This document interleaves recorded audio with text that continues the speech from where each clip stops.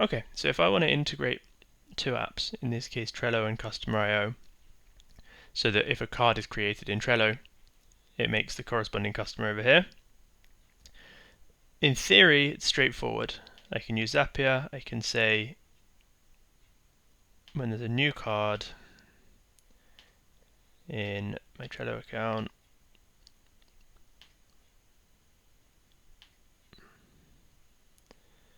any list,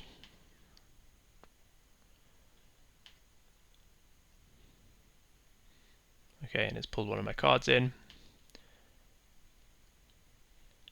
and when that card is created, add them to Customer I/O with an ID of the email address from the card in Trello. Right, so that would all be done. But what if I want to add an attribute to the customer that's created based on which one of these Trello lists they were in? So I want to populate an attribute called stage with a 1, 2, or 3 depending on where the card was created.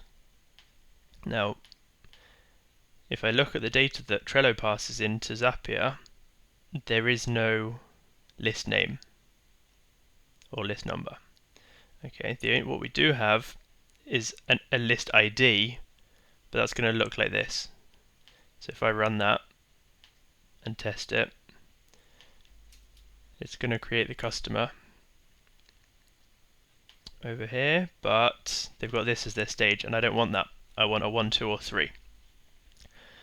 And so the way we're going to do this is in between the two steps in this Zap, I'm going to add a new step which is in Formatter by Zapier, and it's called a Lookup Table. So I go Formatter, I need to pick Utilities, and then the utility I want is Lookup Table. And what this is going to do is we can say the value I want to look up is this list ID, and you create like a dictionary of if it's this, then spit out that. If it's this, spit out that. Right? So I can say in this case, if it's this ID here, then output a 1. If it's if it's the ID for step 1, or the ID for step 2, or the ID for step 3, then spit out a 1, 2, or 3. Now the question is, how do we find out which ID each of these lists have? In a lot of apps, you could click into that list and it would show the ID somewhere on the screen, or it would show it up in the URL. In the case of Trello, I don't think there's anywhere that we can find out the ID of this list on the screen, but there's a little trick we can use, which is I'm going to go into the browser developer tools, the network tab, and I'm just going to make a change to the name of the list.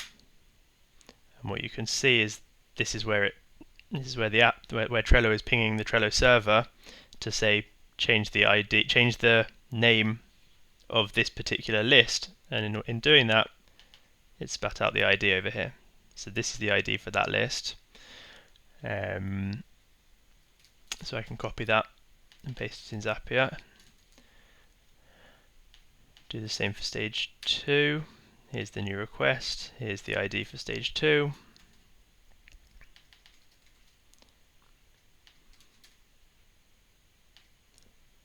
And stage 3.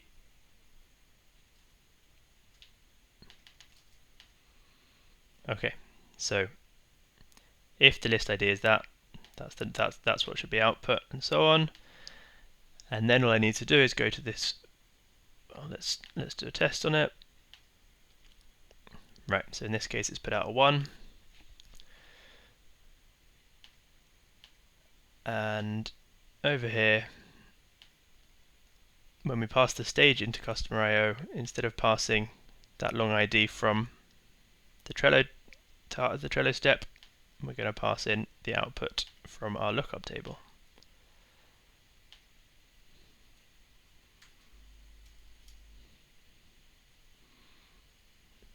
And there it is.